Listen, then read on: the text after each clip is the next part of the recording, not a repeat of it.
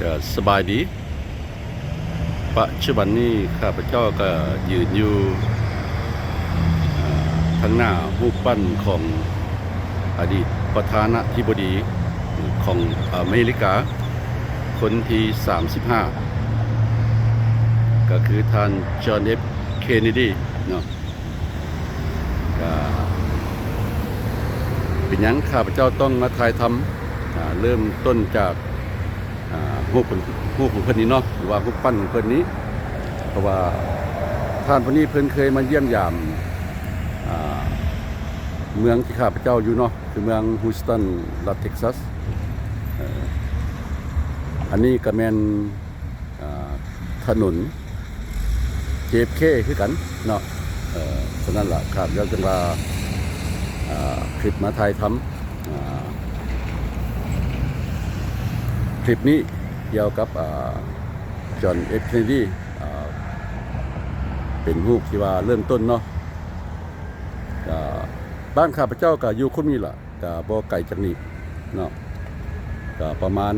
5 นาทีก็เป็นถนนข้าเจ้าซื้อถนน JFK เนาะ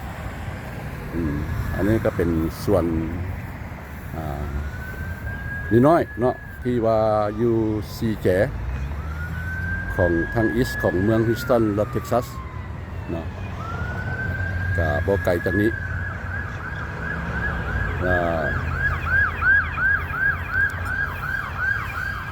จอห์น เอฟ เคนเนดีนี่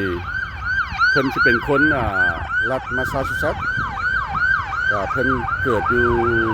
มาซาชูเซตส์พุ่นล่ะเนาะก็ทางเหนือของอเมริกาเนาะ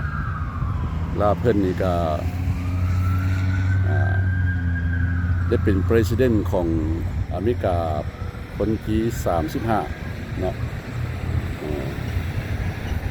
แล้วเพิ่นก็ได้ถูกลอบสังหารก็อยู่รัฐเท็กซัสล่ะแต่ว่าอยู่เมืองดัลลัสพุทธเนาะหลังจากเพิ่นมีขบวนในขณะเพิ่นไปเยี่ยมยามเมืองดัลลัสเนาะรัฐเท็กซัสไกลจากข้าพเจ้าไปประมาณ3 ชั่วโมงไปเนาะทั้งขี่รถใหญ่ไปเนาะก็รัฐเดียวข้าพเจ้าก็เป็นรัฐที่มีคนลาวอยู่หลายเนาะในปัจจุบันนี้เนาะก็เพิ่นได้เสียชีวิตตอนเพิ่นเป็นประธานาธิบดีเนาะก็เพิ่นเป็นประธานาธิบดี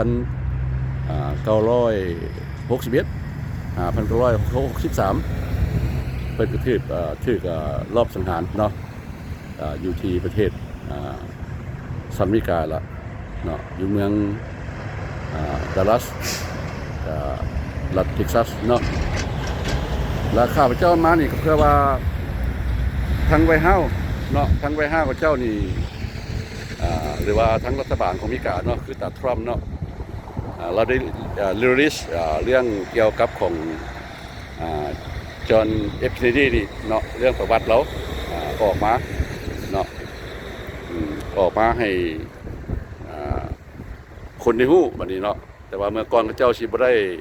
รีลิสนะแปลว่าบ่ได้ปล่อยข่าวหรือว่าปล่อยเรื่องเบื้องหลังของจอห์น เอฟ เคนเนดีออกมาเนาะฉะนั้นล่ะครับเจ้าก็เลยมาถ่ายทำ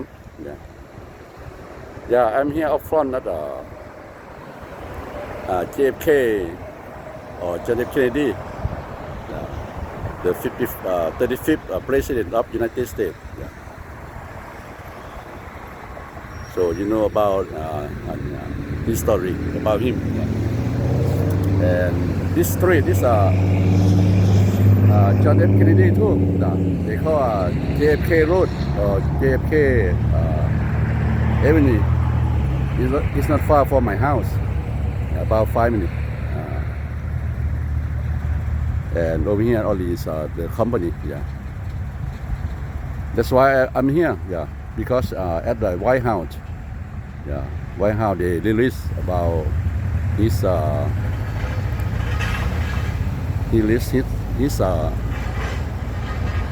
story his background 2 days ago. That's why I came here to make a clip of front of his statue. You know John F. Kennedy, he born 1917 and he passed away 1963. You know about his story because he got killed from the gunman, right, in Dallas, Texas, on 1963.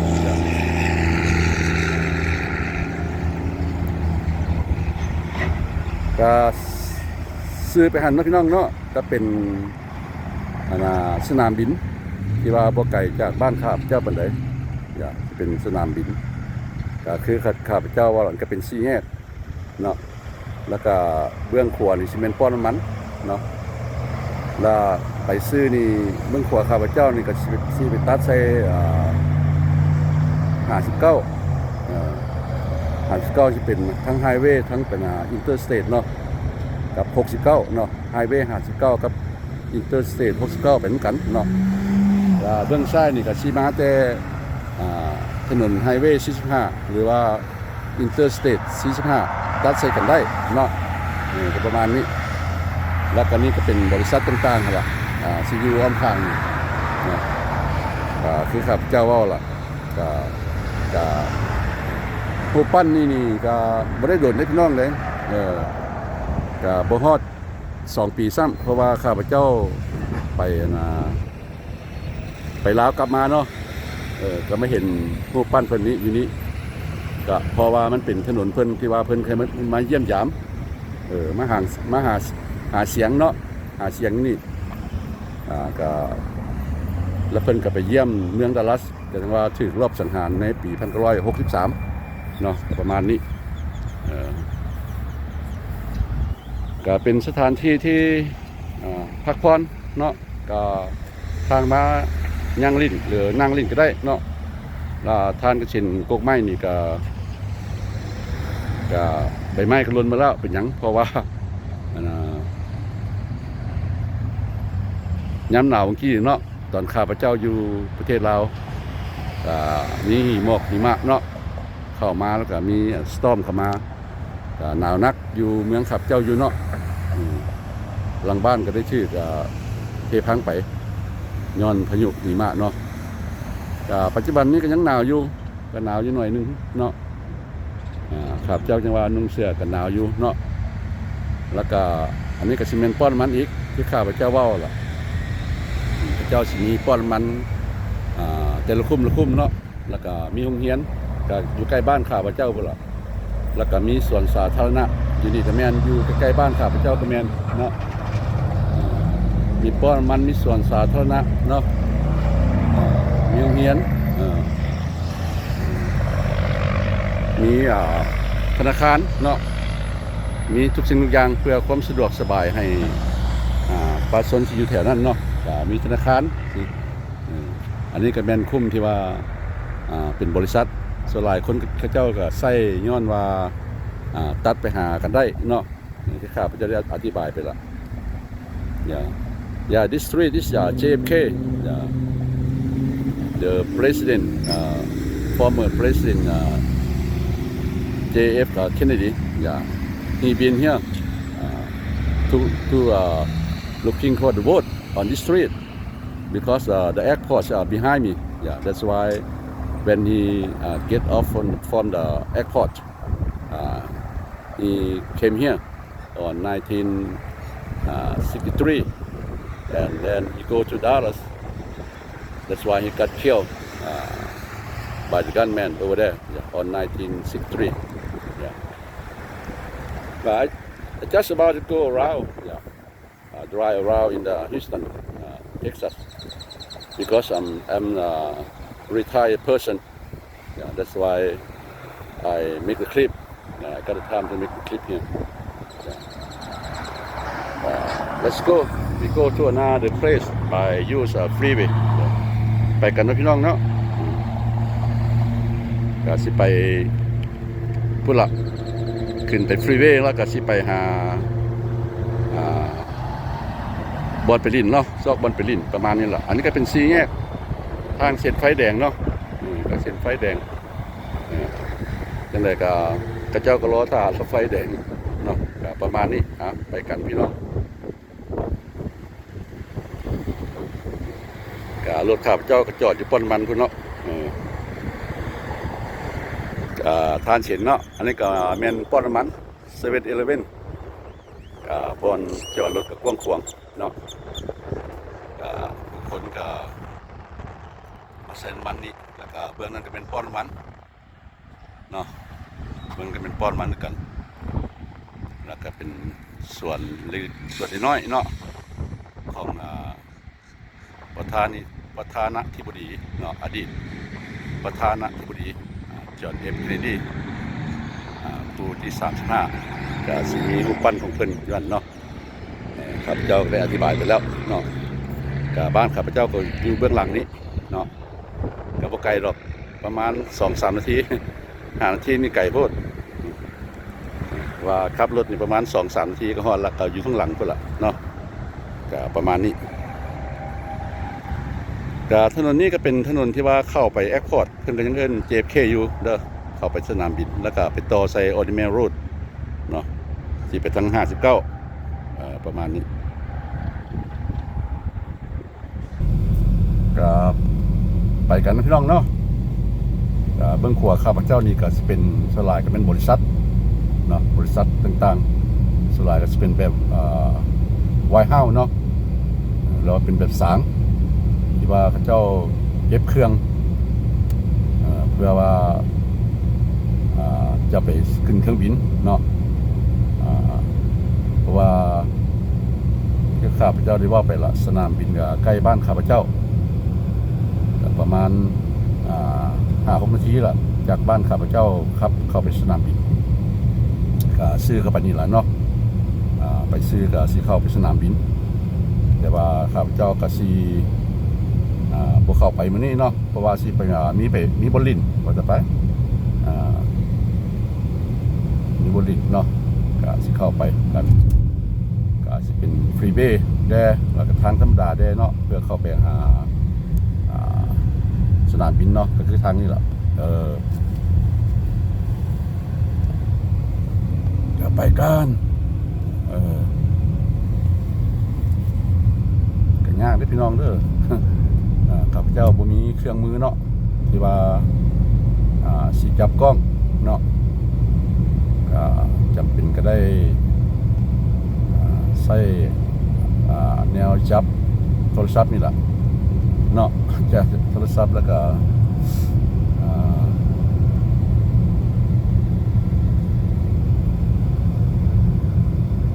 สิไปเลยรถนี่สิติดเด้อพี่น้องเด้อเพราะว่าเขาเจ้าแปลงทางมาแปลงทางใหม่เนาะแต่ว่าข้าพเจ้าก็สิขอไปหั่นล่ะก็ไปทางน้อยก็ได้เนาะทั้งข้างฟรีเวย์นี่ก็ได้แต่ว่าก็สิขอไปทั้งรถติดนี่ล่ะเพื่อให้พี่น้องได้เห็น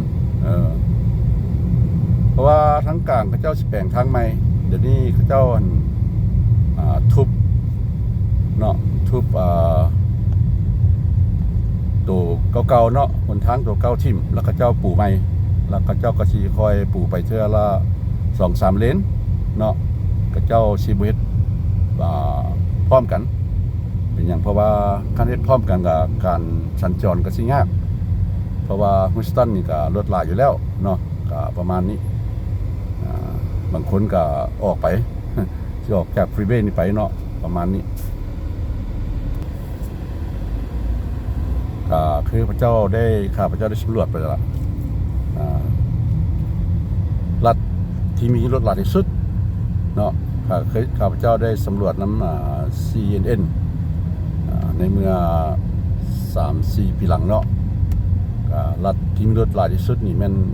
อยู่รัฐเท็กซัสล่ะพี่น้องเนาะเพราะว่าพลเมืองนี่ก็ถือว่าหลายเนาะรัฐเท็กซัสนี่ก็34 ล้านคนแต่รัฐข้าพเจ้าอยู่นี่ก็บ่หลายดอกคนนะแต่ว่ารถมันหลาย2 ล้านปลายคนเนาะ อยู่เมืองข้าพเจ้าอยู่นี่เมืองฮิวสตันรัฐเท็กซัสนี่เนาะแล้วก็อยู่ดัลลัสนั้นก็สิรุดเมืองฮิวสตันนี้เนาะประมาณ 2-3 แสนคนนี่ล่ะเพราะว่าฮิวสตันนี่ 2.3 บ่2.3 ล้านแล้วเมืองดัลลัสนั้นสิแม่น2.1 ล้าน2.1 ล้านเนาะประมาณนี้เพราะว่าอเมริกานี่ก็เป็นประเทศที่3ที่มีพลเมืองหลายเนาะก็มี340 ล้านคนลำดับ1ก็เป็นประเทศอินเดียเนาะก็มีพลเมือง1 บิลเลียนเนาะจุดเท่าใดนี่ล่ะเพราะนั้นเขาก็บ่ชื่อ 1.3.4 บิลเลียนนี่ล่ะเนาะต่อมาประเทศจีนก็ 1.1 บ่หรือ 1.2 เนาะบิลเลียนบ่มีมิลเลียนมันเด้อบิลเลียนเนาะบ่แม่นมิลเลียนเนาะแต่เมื่อก่อนหั่นประเทศจีนก็มีตามข้าพเจ้าเคยเรียนหนังสือเนาะอยู่เมืองลาวตะกี้นี่เขาเจ้าว่าประเทศจีนก็มี700 ล้านตะกี้เนาะปัจจุบันนี้ก็เพิ่มขึ้นตั้ง400 กว่าล้านจากมันเป็น1 บิลเลียนเนาะพลเมืองนี่แต่ละประเทศก็คนเกิดหลายคนตายเนาะว่าจะไปเหตุวันนี้ประเทศจีนเขาเจ้าให้มีแต่ลูกคนเดียวเนาะเมื่อก่อนเขาเจ้าให้มีลูก2 คนแต่นี้ประเทศจีนเขาเจ้าให้มีลูกคนเดียวเนาะChina right now they allow you to have the kid only one before they allow you to have two kids in one family now you only have only one kid in your family that's the law over here is Beltway 8 it's Beltway 8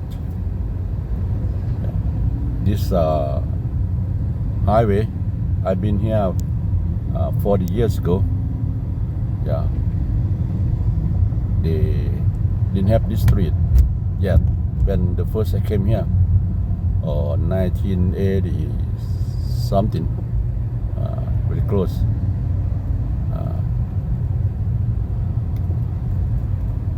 and then not even have this street before they have only 59 and 45 right now they have the 610 and they have the Beltway 8 and now they have like 99 interstate 99 they build it right now some they already open some they still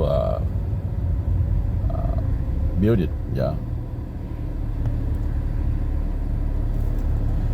เนาะคือว่าถนนนี้ข้าพเจ้ามันอยู่40กว่าปีหลังมาใหม่ๆก็บ่เห็นละถนนนี้นะต่อมาได้อยู่ได้ประมาณ10กว่าปี20ปีแล้วเพิ่นก็เริ่มสร้างขึ้นมาเนาะตะกี้ก็สิมีแต่ถนน45 59ถ้าว่าไผอยู่ฮิวสตันหรือว่าอยู่ในอ้อมแอมทางนี้ก็สิฮู้ดีเนาะแล้วต่อมาเขาเจ้าก็สร้าง610ขึ้นมาสิเป็นรูปเขาเอิ้นรูปเนาะไปหากันได้ต่อมาเขาเจ้าก็สิสร้างตัวนี้ล่ะตัวนี้สิเป็นกัวมดเนาะกัวมดต่อมาเดี๋ยวนี้เขาเจ้าสร้างถนน99ฮิวสตันนี่นะก็สิกัวมดอีกนี่เนาะเดี๋ยวนี้เขาเจ้าก็กำลังสร้างแด่เนาะกำลังโตสร้างแล้วเขาเจ้าก็เปิดให้ใช้แล้วเพราะว่าถนนนี้อยู่ฮิวสตันนี่สร้างซุมื้อคือข้าพเจ้าได้ว่าไปละรถก็หลายเนาะก็เป็นเมืองใหญ่ระดับ4ของอเมริกาต่อไปก็สิเป็นระดับ3หลายๆคนว่าของซั่นเนาะแต่ถ้าฟังเบิ่งGoogle ของเจ้าว่าที่ติดตามกันเป็นจังได๋เนาะก็ประมาณนี้ก็เมื่อก่อนนี่เขาเจ้าสร้างตัวนี้เนาะเขาเจ้าสร้างตัวนี้แล้วเขาเจ้าป่าก็ให้ใส่ตัวเลนอื่นเนาะเลนอื่นเจ้าให้ใส่เลนอื่นแล้วบัดนี้เขาเจ้าเปิดตัวนี้ให้ใส่แล้วก็เขาเจ้าก็ไปสร้างเลนต่อไปเนาะก็คือข้าพเจ้าได้ว่าไปละมันเก่าหลายเขาเจ้าก็ทุบทิ่ม ทุบทิ่มแล้วก็เจ้าก็สร้างใหม่เนาะสร้างกับเจ้าก็เป็นว่าลวดเอาเด้พี่น้องเด้อ สร้างกับทุบทิ่มอีหลีนี่เด้เนาะเพราะว่าบางประเทศท่านหลังบอนเขาจะลวดเอาเฮ็ดทางเนาะลวดใส่ตัวเก่าเดี๋ยวนี้ก็ประเทศลาวนี่ก็เดี๋ยวนี้กำลังสร้างถนนทางก็ได้ระดับมาตรฐานเนาะเขาเอิ้นว่าทางได้มาตรฐานที่ว่าก็หนาได้พี่น้องหนาเด้เขาเอิ้นว่าเบตงเสริมเหล็กเนาะทางเบตงเสริมเหล็ก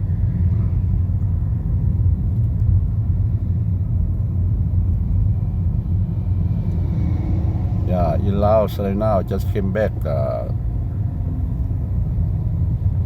over 3 weeks ago. I follow the construction. Now they build a new road like Ransford concrete road right now in Laos.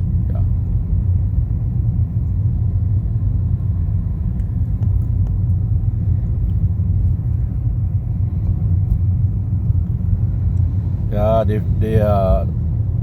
make a new road here. That's why the traffic jam. They will try to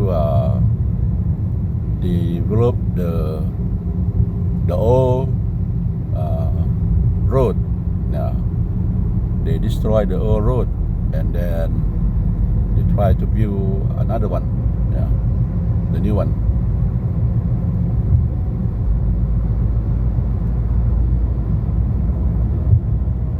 ทานสินเนาะเสาไฟกับเสาเล็กเนาะก็อยู่เบื้องขวาข้าพเจ้ากับปกติทั้งข้างเจ้าก็มีสิมีไฟแบบโซลาร์เซลล์เนาะประมาณนี้ก็เบื้องซ้ายล่ะทานสินเนาะข้าเจ้าก็กำลังก่อกำแพงระหว่างกลางแล้วก็เฮ็ดถนนใหม่เนาะก็ประมาณนี้ล่ะ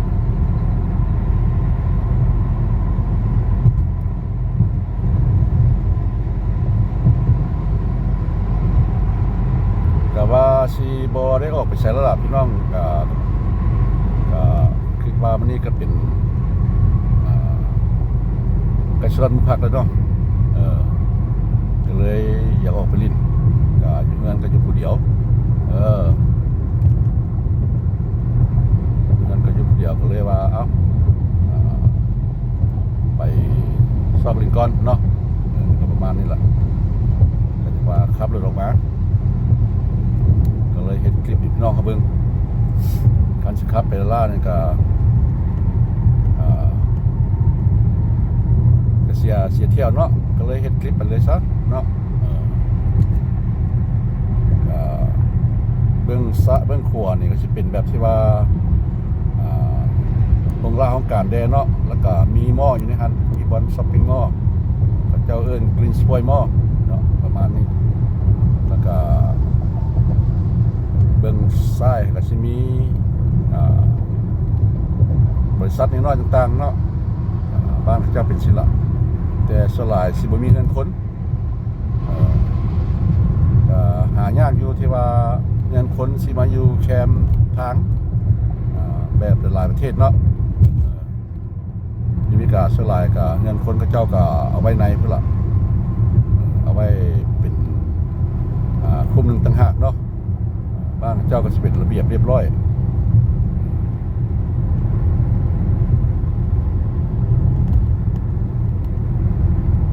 อันนี้เป็นเขตเขาเรียกเขตอีสต์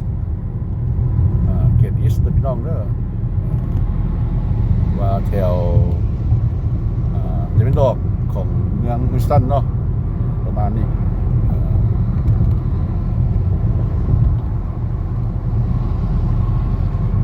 เบื้องซ้ายรถติดหลาย See the left side the traffic jam okay traffic jam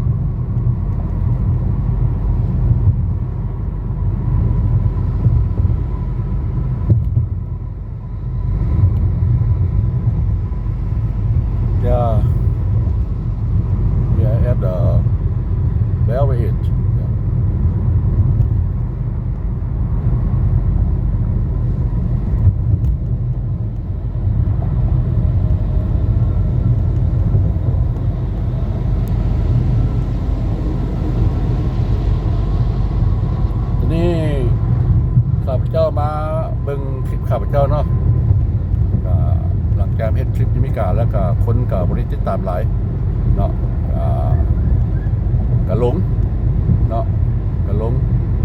คนที่ว่าเคยเบิ่งตอนเฮ็ดคลิปอยู่แล้วนี่ก็คนเบิ่งหลายบัดมาเฮ็ดคลิปอเมริกาแล้วก็คนเข้ามาเบิ่งนี่ขาดออกบ่เคยอยู่ประเทศลาว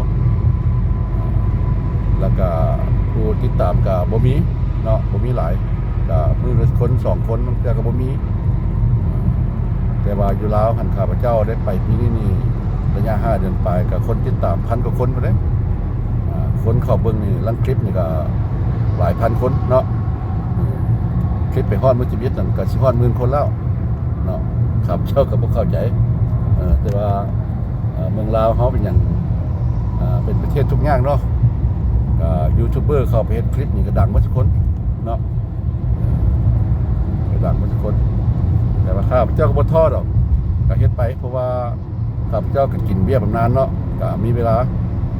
ก็เฮ็ดคลิปไปก็ความสุขตัวนึงที่ว่าเฮาลืมมื้อลืมวันไปเนาะถึงว่าสิบ่คุ้มค่าก็ต้องได้เฮ็ด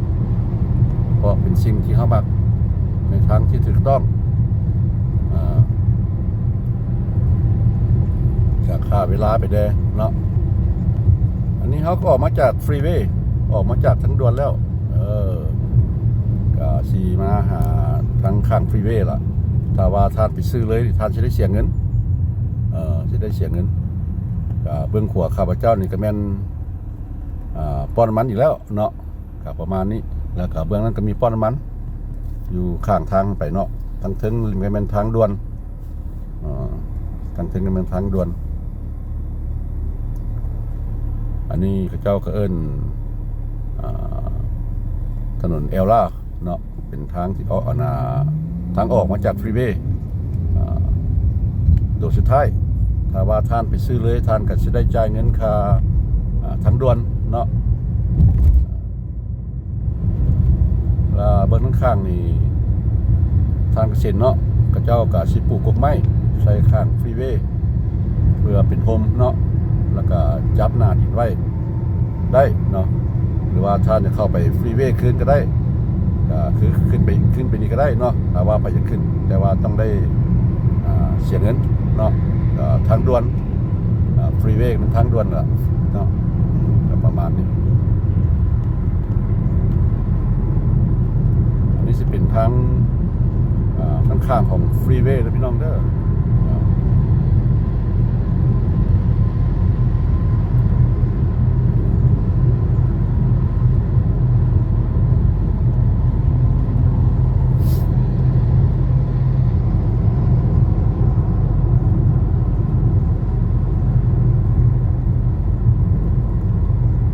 the freeway about it if you still up there you have to pay for the toll free because we have the last exit of the freeway that's why I use this road it's not different if you use freeway or toll road you have to pay for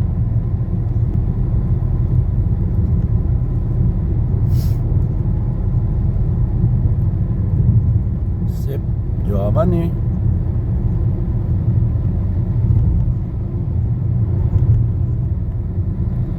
ท่านเห็นเจ้าปลูกกกไม้ใส่แคมทางนี่แต่อยู่ดัลลัสสุดก็งามเนาะเขาเจ้าสิปลูกกกไม้ใส่แคมทางนี้แล้วก็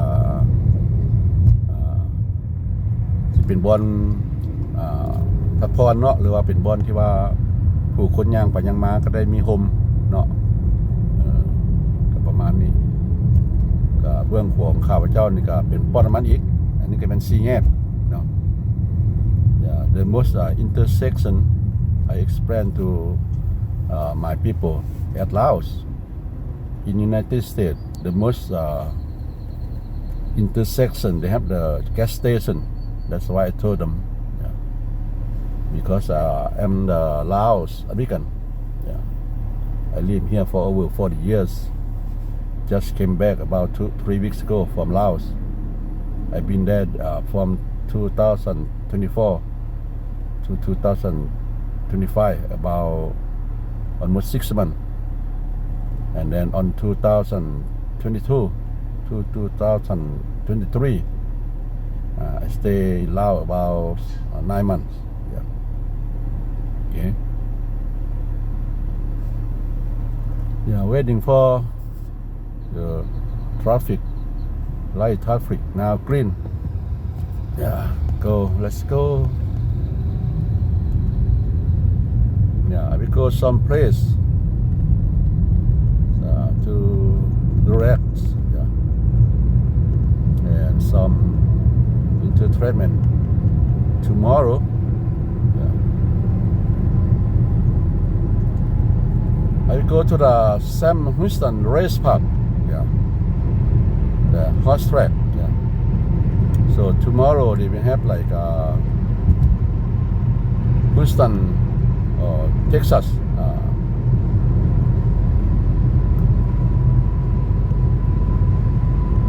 they should have the big race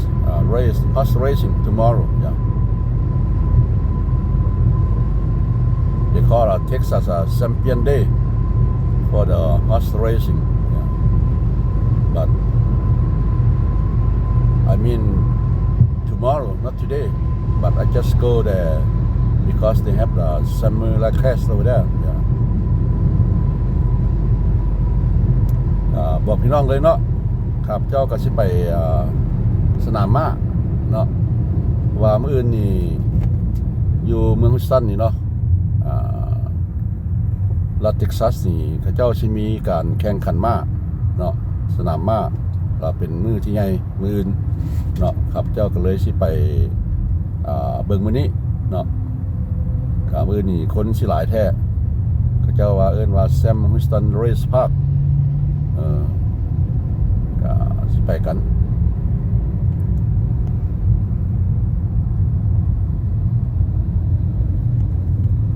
ก็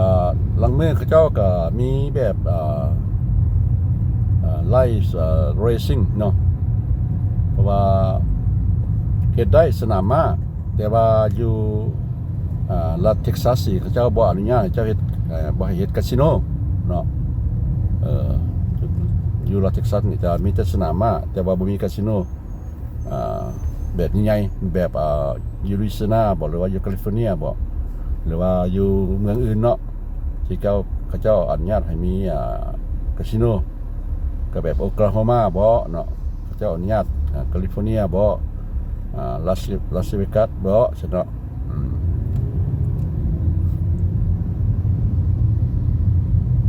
แต่ว่าก็มีตัวนึงคันว่าก็ได้ก็เป็นของพวกอินเดียนเนาะพวกอินเดียนแบบว่าเขาเจ้ามีสิทธิ์ที่ว่าเขาเจ้าเปิดตู้เกมเขาเอิ้นตู้เกมแบบเมืองลาวนั่นแหละเนาะเขาเอิ้นตู้เกมแบบคาสิโนน้อยๆแบบอยู่ขวดมิตรภาพเนาะท่านแรงเนาะก็แบบนั้นล่ะมีแต่ตู้เนาะตู้เล่นเกมเอิ้นตู้คาสิโนหั่นล่ะก็มีก็ไกลจากบ้านข้าพเจ้าประมาณชั่วโมงปลายเนาะก็เป็นเขตของอินเดียนก็สลายผู้คนก็ไปหั่นล่ะแต่ว่าเขาเจ้าสลายเขาเจ้าไปลุยซานาพุ่นล่ะก็ลุยซานาก็มีแต่คาสิโนหลายๆก็จากบ้านข้าพเจ้าไปประมาณ2ชั่วโมงเนาะประมาณนี้ก็ไฟแดงไฟเขียวแล้วพี่น้องเด้อก็ต้องได้ท่าเนาะผู้ใดสิเลียเบิ่งขวาพอเบิ่งขวาเบิ่งซ้ายนี่ก็เลี้ยวได้เนาะทางซ้ายนี่ก็สิรอดฟรีเวย์ทางขวานี่ก็สิออกไปได้เนาะก็เป็น4แง่ทางซ้ายนี่ก็สิรอดก้องขวาไปเนาะประมาณนี้ก็เป็นไฟแดงไปบ่ฮอด10คันซ้ำนี่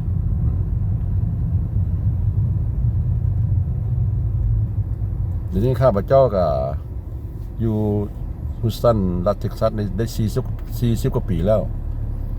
เดี๋ยวนี้รถหลายขึ้นเสมอพี่น้องเอ้ยไปใส่ครึ่งชั่วโมงเดี๋ยวนี้ชั่วโมงนึงแล้วเนาะชั่วโมงนึงแล้ว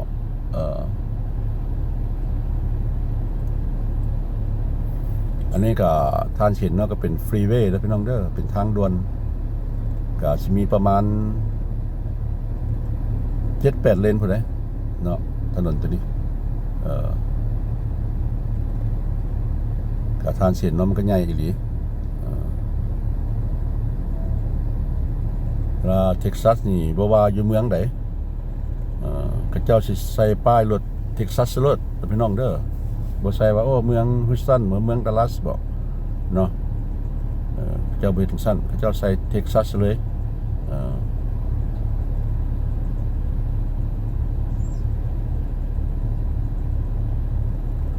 เช้านี้ก็อากาศหนาว50พุ่นเด้อพี่น้องเด้อ50ฟาเรนไฮต์เนาะเพราะว่าอยู่อเมริกาเขาเจ้าใช้ฟาเรนไฮต์เนาะเจ้าใช้ F แถวเอเชียเขาเจ้าใช้ C เนาะ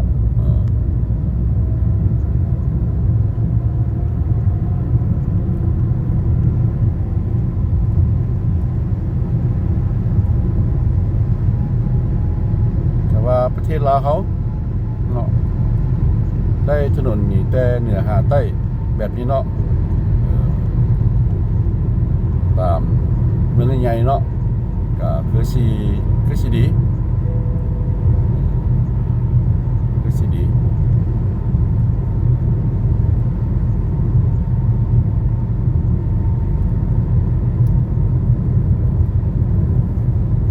ก็เฮายังขี่ไปตามแคมป์ทางด่วนพี่น้องเด้อก็ไปทั้งเดียวกันนั่นล่ะแต่ว่าเฮาก็บ่ได้จ่ายเงินเนาะถ้าว่าท่านขึ้นไปท่านก็ได้จ่ายเงินเนาะก็บ่ได้ต่างดอกก็ต่างแต่ว่ามีไฟแดงเนาะขึ้นถึงพุ่นบ่มีไฟแดงก็แบบเมืองลาวนั่นล่ะทางด่วนไปวังเวียงก็ไว้หน่อยนึงแต่ว่าได้จ่ายเงินแต่ว่าทางที่เพิ่นใช้มาหั่นเพิ่นก็ปูดีมาแล้วเนาะทางไงออกจากเวียงจันทน์ไปหาวังเวียงนี่ก็ดีมาแล้วก็ต่างแต่ว่าเวลาหั่นก็ลื่นกันแต่ว่าเข้า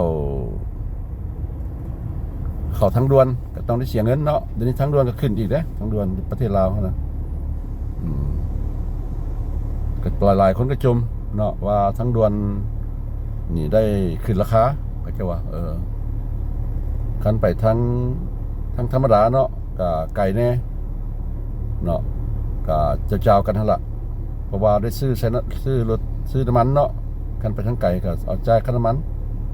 คันไปทางขึ้นทางด่วนก็เอาเงินค่าน้ำมันไปใส่ค่าผ่านเนาะแต่ว่าข้าพเจ้าก็หากันมานี่หลายๆคนชมว่าการขึ้นทางด่วนอยู่ในลาวนี่แพงหลายเนาะแพงหลาย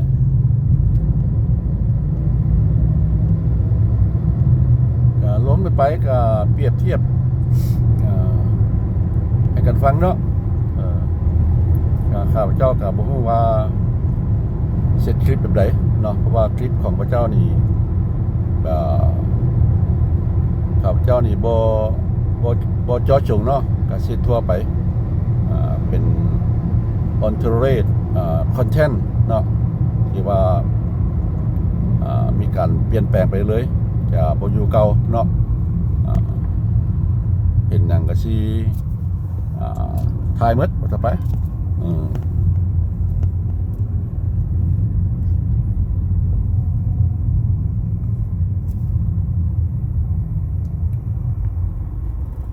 ทานเห็นเนาะรถกระติดไปสิละเพราะว่าไฟแดงนี่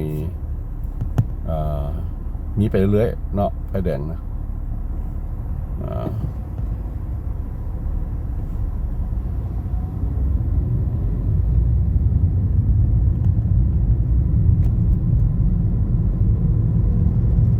ก็ว่าแต่ระยะบ่ฮอด500 เมตรดอกก็สิมีไฟแดงเพราะว่ามันเป็นทางแยกนะพี่น้องเนาะเป็นทางแยกเนาะท่านเห็นกกไม้เขาจะปลูกไปตามแคมป์ทางด่วนเนาะ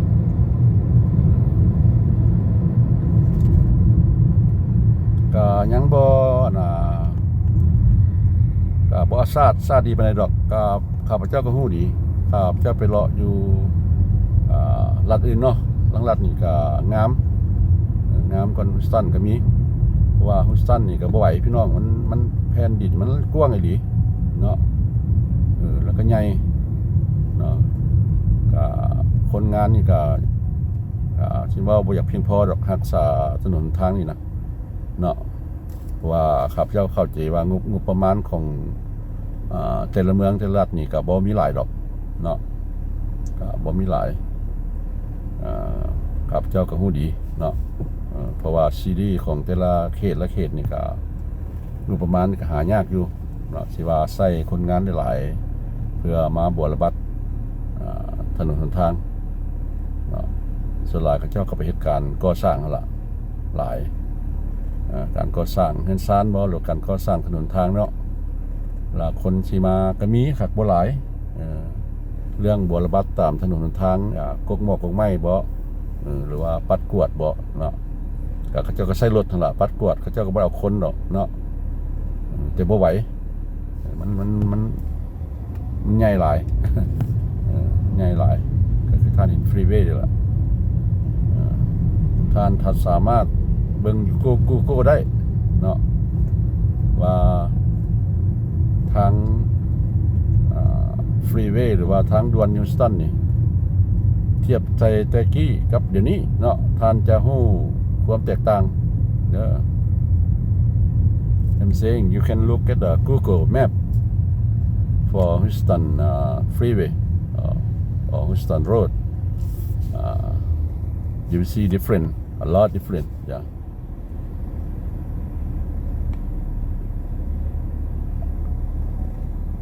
like right now like a noodle yeah the Houston freeway look from the top yeah or use a drone to take a pictures it's different from before yeah that's why because they build this road every day yeah example you look over there เนาะอันนี้ก็เป็นฟรีเวย์กันพี่น้องเนาะกับทางเกษตรเนาะทางเกษตรว่าความที่ว่าการสร้างสาตัวนี้ก็บ่ได้ดลในพี่น้องเด้การถนนตัวนี้นะการสร้างขึ้นใหม่ๆนี่ประมาณ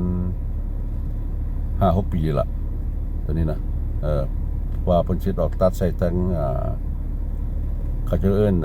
249เนาะ249ตะกี้เฮาสิไปกับตามทางน้อยเดี๋ยวนี้เขาเจ้าก็สร้างขึ้นแล้วมันบ่สร้างบ่ได้พี่น้องเอ้ยบ้านเขาเจ้ามันลวดหลายเนี่ยคนก็เข้ามาอยู่ซุมื้อคนนี่เข้ามาอเมริกานี่บ่แม่นน้อยเด้พี่น้องเด้บ่ว่ามีคนลาวมาจากเอเชียก็มาจากทั่วโลกเนาะสิว่าอยู่ประเทศสหรัฐอเมริกานี่ก็ยังรอท่าอยู่เนาะแถวมิดเดิลอีสต์ก็อพยพกันหลายก็รอท่าเขาอเมริกาเนาะนี่จนประเทศนึงเขาเจ้าจนห้ามบ่ให้เอาประชาชนเขาเจ้าออกจากประเทศเนาะเพราะว่าอเมริกานี่รับผิดชอบคือแถวมิดเดิลอีสต์เนาะมีเสือแล้วเสือกแล้วเนาะอเมริการับผิดชอบเอาประชาชนมาเนาะเที่ยวละ10,000 คนในบินนะจะใส่ยนต์ทหารมาเลยเนาะวันนี้จนรัฐบาลประเทศนั่นก็เจ้าว่าห้ามรัฐบาลอเมริกาเนี่ยเอาคนเขาออกจากประเทศอีกแล้วเพราะว่ามันสิบ่เหลือไผก็ต้องเข้าจะเข้ามาอเมริกาบ่ว่าประเทศลาวกันเนาะหลายคนก็พยายามแลนหนังสือมาเอาพ่อแม่มาเนาะหรือเอาผู้ชายผู้สาวไปหาลูกเอาเมียมาเนาะผู้หนุ่มก็เอาพ่อแม่มาเนาะเอาพี่น้องมาประมาณนี้ล่ะแถวบางขวนี่สิเป็นบริษัทหมดเด้อพี่น้องเด้อเป็นบริษัทหมดก็ว่าบ่เป็นบ่ใหญ่ดอกก็ใหญ่เติบล่ะแต่บางขวไปก็เป็นบริษัทหมดล่ะสิฮอดแล้วเนาะข้าเจ้าก็สิออกไปเบื้องซ้ายนี้เพื่อไปหาสนามแข่งม้าเนาะแต่ว่าสุพี่น้องฟังซะ จะไหนว่าข้าพเจ้าสิอำบัดไปฮอดแล้วก็ประมาณนี้ล่ะก็สิเลี้ยวซ้ายไปก็สิฮอดแล้วเนาะข้าพเจ้าสิขอปิดกล้องไว้ตัวนี้สิฮอดแล้วเพราะว่าเฮาสิเลี้ยวเนาะก็สิยากกับการขับรถรถ2คันทั้งหน้าข้าพเจ้านี่พี่น้องคันนึงมาจากยูทาห์คันนึงมาจากอลาสก้าบ่ได้เด้ You see two cars over there. One of the left side from Utah, and another one from Alaska. Look at that. ทีนี้เราก็มาฮอดสนามม้าแล้วเนาะอยู่ทางนี้ทั้งมือซ้ายหรือว่าโกงไปก็จะเป็นบริษัทหมดพี่น้องเด้อเป็นบริษัทต่างๆเนาะอันนี้เราก็มาฮอดสนามม้าแล้วwe are here at Sam Houston Race Park. So tomorrow will be like a Texas Championship Day for the horse racing. Yeah, but I'm here earlier. Yeah, today they have only simulcast, okay, from TV. Yeah.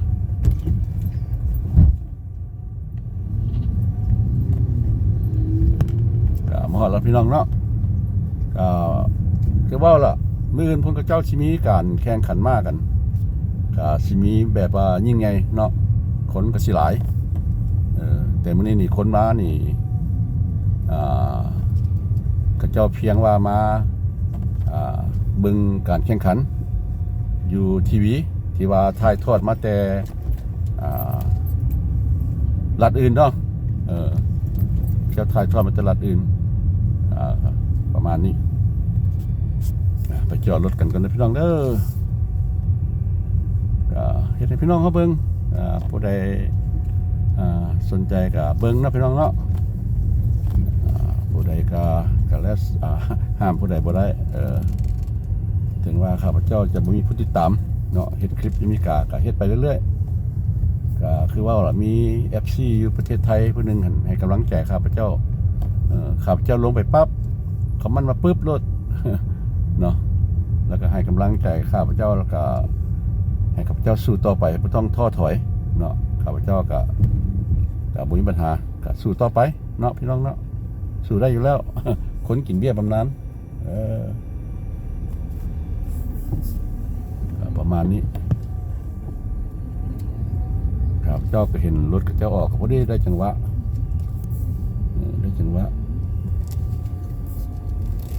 ลำวงลาวเนี่ยก็เป็นมรดกของโลกเลยได้ลำวงลาวนี่นะ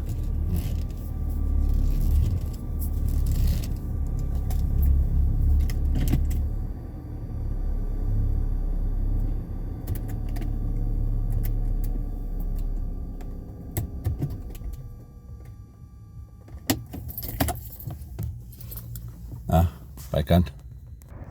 Yeah, today in the Sam Houston Racing Park, they have another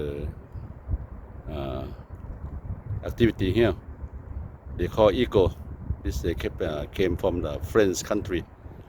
They have like a dance performance of the art from France. Yeah. ที่ท่านเห็นอยู่นี่เนาะก็เป็นรายการหนึ่งอีกที่มาจากประเทศฝรั่งที่มา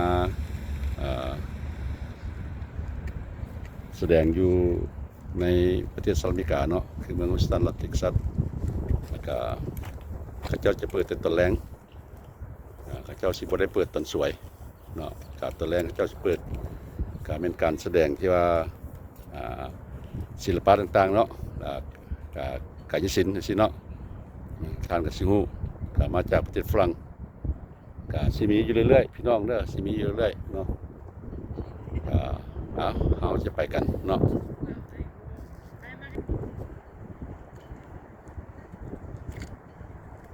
นี่ก็เป็นเขตที่ว่าบนจอดรถเนาะกว้างๆมือนี่เต็มแล้วพี่น้องนี่นะเต็มนี่ก็ซ้ำนี่แล้วขนาดว่ามาเบิ่งอยู่โทรทัศน์ด้วยนี่การแข่งม้าเนาะมาเบิ่งมีโทรทัศน์สำนั้นถ้าว่ามืออื่นนี่แม่นว่าเต็มละนะ ก็มันมีหลายรายการเนาะการรายการที่ข้าพเจ้าเว้าไปนี่ล่ะการรายการนี้แดที่ว่าเจ้าสิแสดงกายศิลป์การฟอนต่างๆเนาะอันนี้ก็สิแม่นเป็นพาร์กิ้งบนจอดรถประมาณนี้ก็กว้างขวางมื้อนี้เบิ่งบ่เป็นละถ้าว่าข้าพเจ้ามีได้มาเนาะข้าพเจ้าก็เสร็จคลิปเพราะว่ามื้ออื่นก็ยังมีหลายรายการอยู่ดาวเท่าเนาะคือ Houston Livestock Show มื้ออื่นก็ยังมีมื้อฮื้อก็ยังมีมื้อฮื้อสิเป็นมื้อสุดท้ายเนาะว่า Houston รัฐเท็กซัสนี่ในตัวเมืองเนาะเขาเจ้าสิมีกิจกรรมอยู่เลยๆเนาะสิมีกิจกรรมอยู่เลยประมาณนี้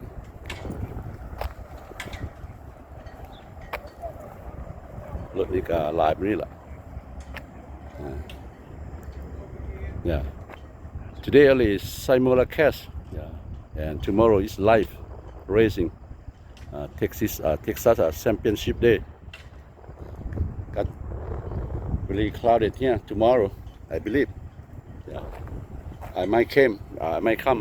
might not because we have lots of activity in downtown too like a livestock Houston Livestock Show and rodeo we still have over there 2 more days something like that อันนี้ก็เป็นเห็นว่าพี่น้องเนาะ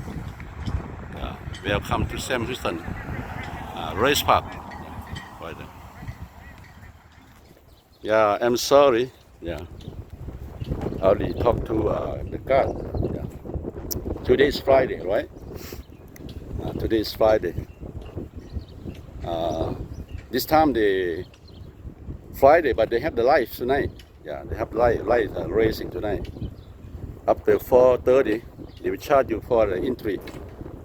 $5 yeah because they say Texas Championship Day yeah they begin from tonight today is Friday right and tomorrow is Saturday they have the live racing too and Sunday they have the live racing too yeah tomorrow after 11:30 they will charge you $5 yeah you know and if you come earlier like 10 o'clock in the morning yeah they won't charge you nothing free yeah okay so I'm wrong yeah I say only tomorrow yeah tonight they have the live racing too yeah this the like before they begin the I don't know how to call yeah so there's a horse show here yeah before they go to race they show you the horse here yeahโอเคเนาะมันคือพี่น้องเนาะมื้อแลงนี่ก็มีไลฟ์เรซิ่งวันศุกร์เนาะครับเจ้าคิดว่าเขาเจ้าสิเริ่มมื้ออื่นแต่มื้อแลงเขาเจ้าเริ่มแล้วแต่ว่าทานเข้ามายามนี้ทานสิบ่ได้เสียเงินเพราะว่าไลฟ์เรซิ่งนี่เขาเจ้าสิเริ่มแต่เวลา 4:30 น.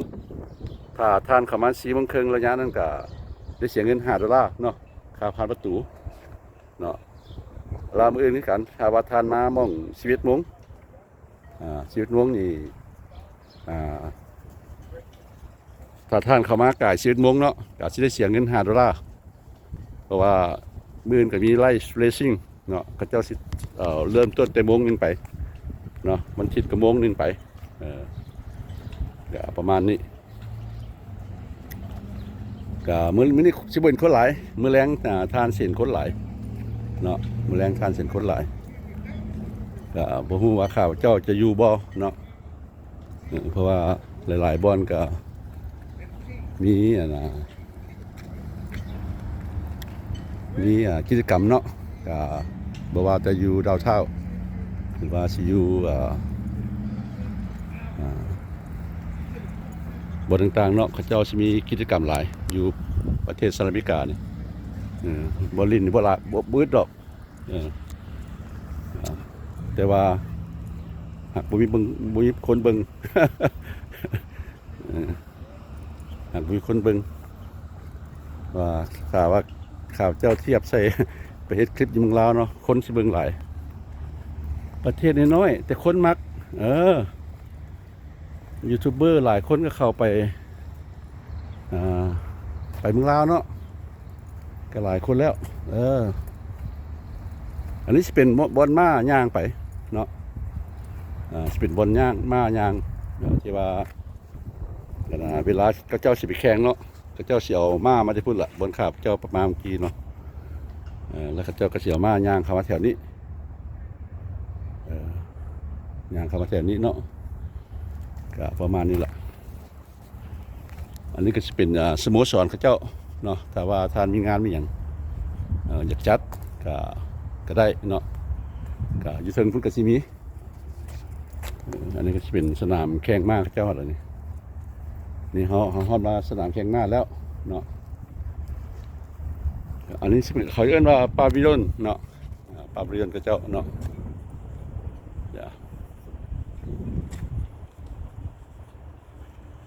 แต่ว่าท่านมีงานหนึ่งเนาะมาจัดที่นี่ได้ระหว่างที่เขาเจ้าก็จัดที่นี่เนาะจัดคนหลายๆเขาเจ้าก็มาจัดที่นี่อันนี้ก็จะเป็นเดินแข่งม้าเขาเจ้าก็เฮ็ดไปหมดทุกอย่างล่ะพี่น้องเอ้ยคลิปข้าพเจ้านะนี่สนามแข่งม้าเขาเจ้าถึงมันก็สิแม่นบนนั่งเบิ่งเนาะthis Sam Houston Race Park in Houston, Texas. Go up there, you can get like podium to. I think you have to pay for that. Like $3. Yeah.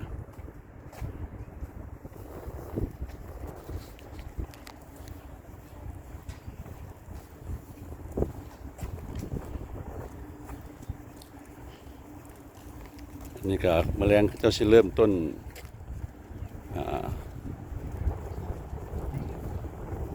จะเริ่มต้นโมงนึงเนาะบ่แม่นเริ่มต้น5 โมงเนาะมันสุกครับเจ้าเข้าใจผิดว่าเขาเจ้าเฮ็ดเต็มอื่นเพราะว่าเป็นเขาเรียกว่า Texas Champion Day วันนี้ข้าพเจ้าได้รายละเอียดแล้วเนาะก็ว่าหมายว่าแมลงเขาเจ้าสิเริ่มต้นอันนี้ข้าพเจ้าก็บ่ได้เสีย$5ดอกเพราะว่าเข้ามากำนงถ้าผู้ใดมากาย4 โมงครึ่งเจ้าสิเก็บเงินเพราะว่าเจ้าสิมีไลฟ์เรซิ่งนี่มอง6 โมงเริ่มต้นเนาะลำอื่นเจ้าสิเริ่มต้น1 โมงวันเสาร์เนาะวันที่เจ้าสิเริ่มต้น1 โมงแล้วผู้ใดมาแต่10 โมงหั่นก็สิได้เสียเงินถ้าผู้ใดมากาย10 โมงก็ได้เสียเงินค่าเข้า$5เนาะเป็นประมาณนี้ท่านเสียนเนาะก็เป็นจอ Texas Champion Day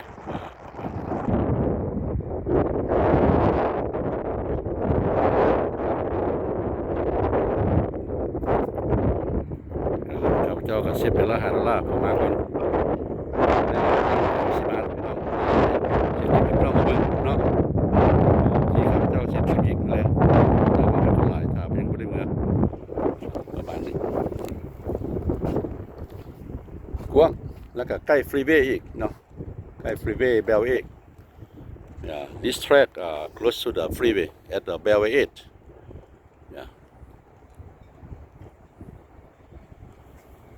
up there is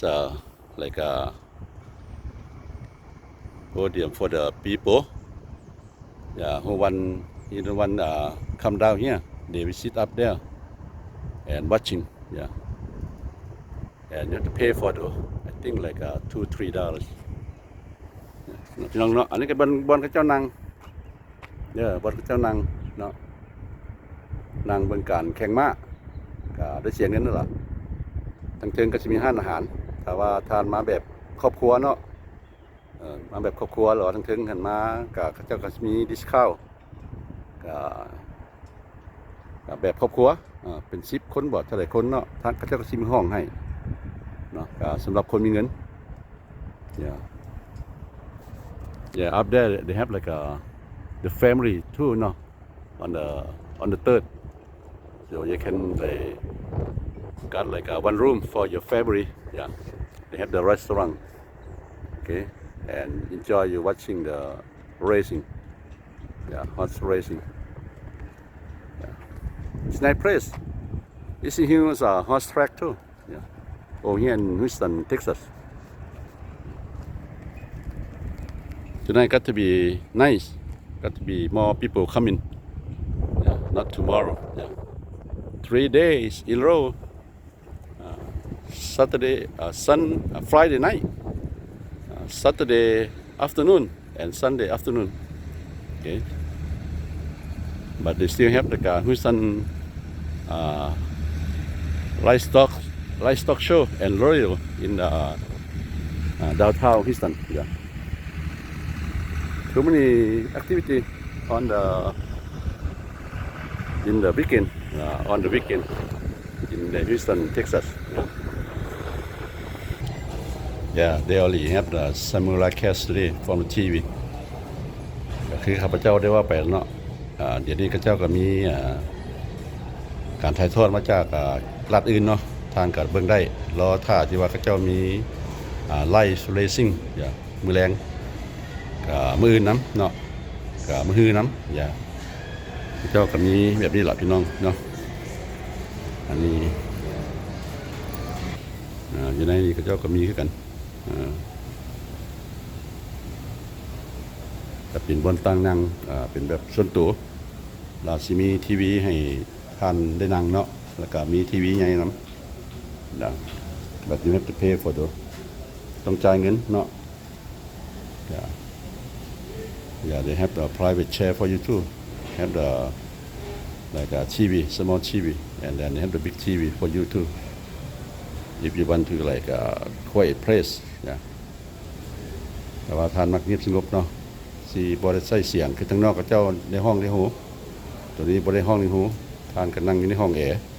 เนาะก็ประมาณนี้ก็มีขั้นใดเนาะ escalator ขึ้นไปถึงๆสิไปหาบ่อนนั่งเบิ่งหั่นล่ะแล้วก็สิมีร้านอาหารเนาะ So up there you go to the podium and they have the restaurant up there too. So they will open tonight. Yeah. On the racing time. Yeah. So here's track. This for the people who they come join themselves with a simulcast. Yeah. They have the bar. No, they have the bar. They have the small restaurant here.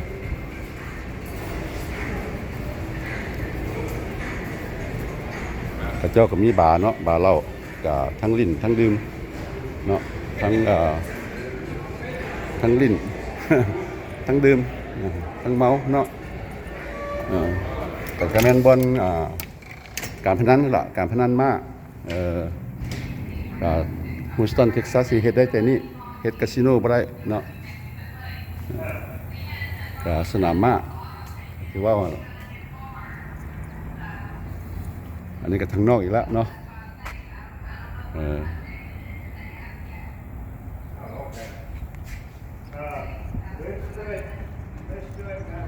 ก็ประมาณนี้นะพี่น้องเด้อก็สนามม้าที่ใหญ่เนาะก็ถ้าว่าคือว่าล่ะถ้าว่าครับเจ้ามีเวลาเนาะถ้าว่าอยากเฮ็ดคลิปอีกเนาะก็ข้าพเจ้าก็สิลองเบิ่งเพราะว่าหลายๆบ่องก็ยังมีบ่อนไปเนาะมีบ่อนไปลิ้นสิละชีวิตของข้าพเจ้าของคนกินเบี้ยบำนาญเงินนี่บ่เพียงพอกันไปหลายก็ได้เงินเบี้ยบำนาญนี่เนาะเงินเบี้ยบำนาญก็บ่เพียงพอดอก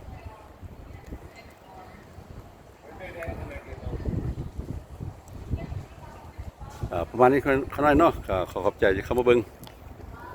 อย่าลืมกดไลค์ให้ความเห็นกดติดตามและกดกระดิ่งนะพี่น้องเด้อพบกันคลิปหน้า